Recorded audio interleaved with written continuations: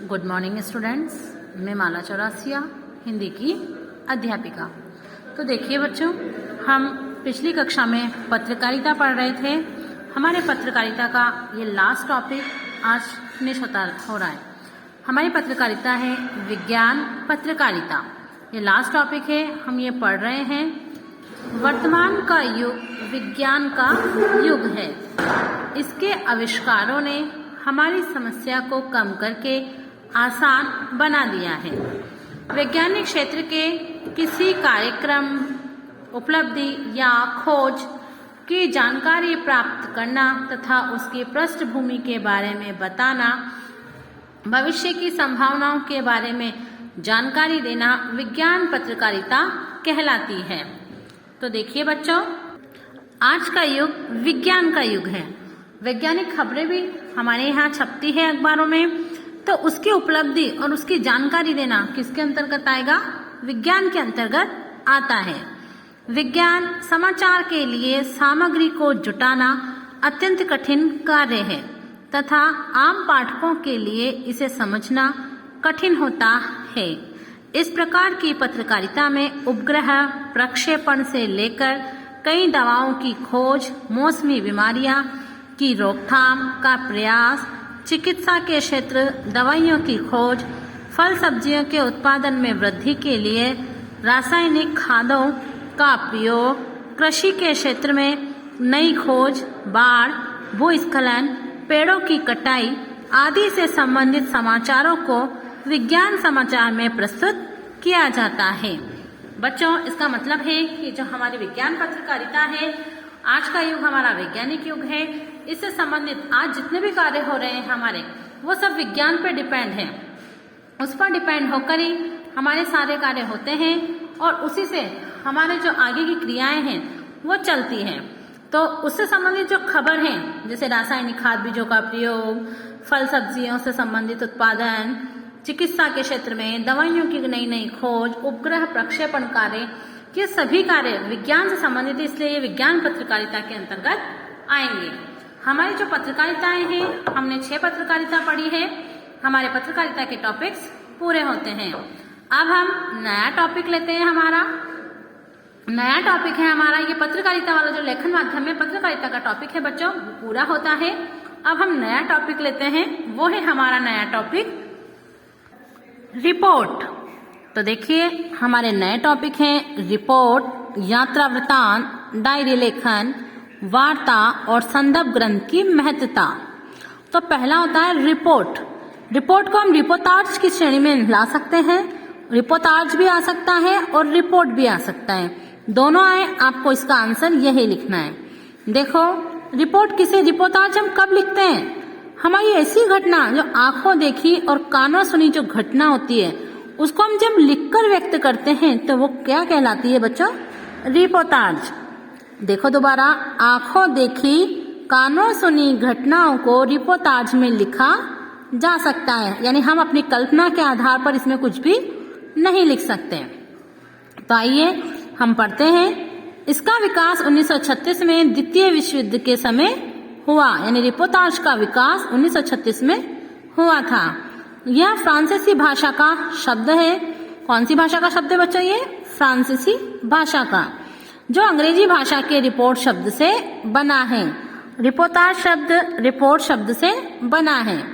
घटना का आंखों देखा वर्णन करना रिपोर्ट कहलाता है। तो घटना का रेखा चित्र में कथात्मक एवं कलात्मक चित्रण रिपोर्टाज कहलाता है। रिपोर्ट की अपेक्षा रिपोर्टाज में घटना का रेखा चित्र शैली में अंकन होता है। जीवन की घटनाओं की कलात्मक अभिव्यक्ति के लिए रिपोर्टाज का जन्म हुआ है। द्वितीय विश्व युद्ध के समय यूरोप के रचनाकारों में इस विधा का प्रयोग में लाया गया। ये रचनाकार विश्व युद्ध की सूचनाओं एवं घटनाओं की रिपोर्ट तैयार करते थे। इन्हीं रिपोर्टों को बाद में रिपोर्टाज कहा गया। इसमें संवेदनशीलता आवेदन है, अर्थात रिपोर्टों को जब तथ्यात्मक नहीं बनाकर संवेदनशीलता का पुट का अर्थ होता है बच्चों सहारा, मिलता है तो वह रिपोर्टाज की शैली में आ जाती है। आंखों देखी और कानों सुनी घटनाओं को रिपोर्टाज में लिखा जा सकता है। कल्पना के आधार पर नहीं, लेकिन तथ्यों के वर्णन मात्र से भी रिपोर्टाज नहीं बनता। रिपोर्ट भले ही बन जाए, घटना प्रधान होने के साथ साथ रिपोर्टाज को कथा तत्व से भी होना चाहिए। रिपोर्टाज लेखक को दोहरी भूमिका में निभानी पड़ती है, यानी जो रिपोर्टाज लेखक होता है उसे दोहरी भूमिका, दो भूमिका, एक तो रिपोर्ट लिखने की और एक कथात्मक शैली के आधार पर लिखने की, दो भूमिका इस पर निभानी पड़ती है। वह जनसाधारण के जीवन की सच्ची और सही जानकारी भी रखता है और उत्सव, मेलों, बाढ़, अकाल, युद्ध, महामारियों जैसे सुख दुख के क्षणों को जनता को निकटता से देखता है। देखिए बच्चों, अब रिपोर्ट के गुण या विशेषताएं। रिपोर्टाज में तथ्यों और भावना की प्रधानता रहती है। रिपोर्टाज लेखक वास्तविक विषय को कल्पना के माध्यम से साहित्यिक में प्रवेश में प्रस्तुत करता है। इस विधा की कोई सीमा नहीं होती। चौथा, इसमें बाहरी अभिव्यक्ति अधिक होती है बल्कि आंतरिक कम। पांचवा, रिपोर्टाज में भाषा सरल, सहज, सुबोध और सरलता लिए हुए होती है। छठा, रिपोर्टाज के प्रति समाज की आस्था और विश्वास भी अपेक्षित रहता है। ये हमारा रिपोर्ट की गुण या विशेषताएं पूरी होती है। नेक्स्ट टॉपिक हम पढ़ते हैं यात्रा वृतांत। यात्रा किसे कहते हैं? देखो, मनुष्य कैसा प्राणी है? सामाजिक प्राणी है।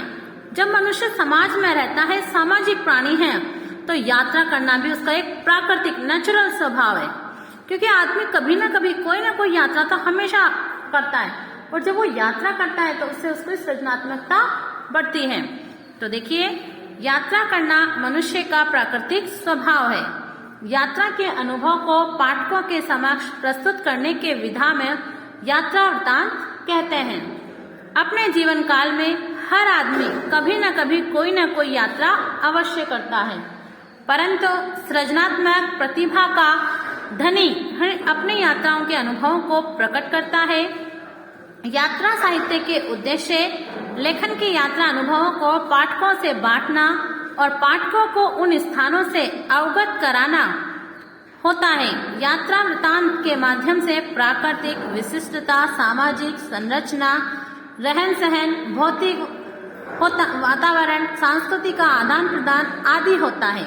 सच्चा यात्री वही होता है जिसकी कोई मंजिल नहीं होती, अर्थात जो यात्रा करने वाला व्यक्ति होता है वो अपनी मंजिल तय करके यात्रा नहीं करता, उसे केवल इधर सब जगह एक प्राकृतिक तरीके को महसूस करना है, अपने अनुभवों को बताना है। उस तरह से वो क्या करता है?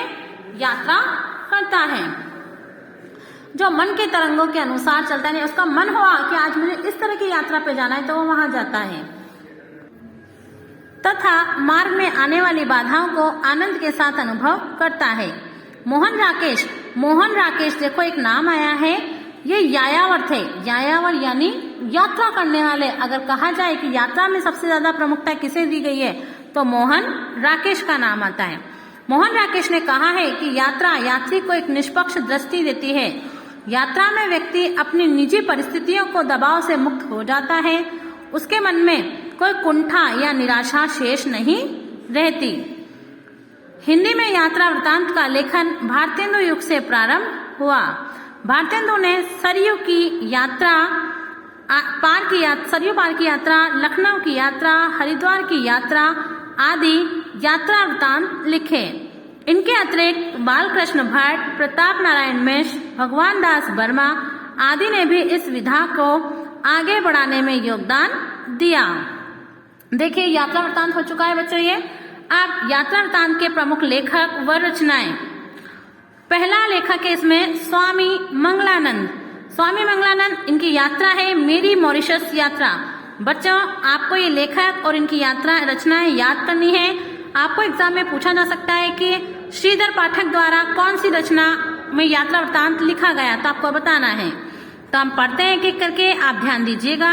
स्वामी मंगलानंद मेरी मॉरिशस यात्रा, श्रीधर पाठक देहरादून यात्रा का शिमला यात्रा, उमा नेहरू मेरी युद्ध क्षेत्र की यात्रा, राहुल सांकृत्यायन मेरी तिब्बत यात्रा भाषा की ओर।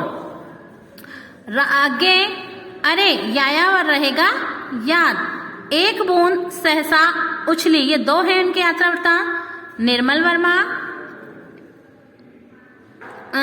पेड़ चीड़ों पर चांदनी। मोहन राकेश जो यायावर प्रकृति के हैं, जिन्हें सबसे ज्यादा घूमने का शौक है, वो यात्रा करने का शौक है, वो है मोहन राकेश। उनकी यात्रा है आखिरी चट्टान तक। तो देखिए बच्चों, हमने रिपोर्ट्स पढ़ी है। अब हम इसके आगे के जो हैं 2 डायरी वृत्तांत वो कल पढ़ेंगे। आप इसको पढ़िए और ध्यान से अपनी नोटबुक में उतारिए। Thank you.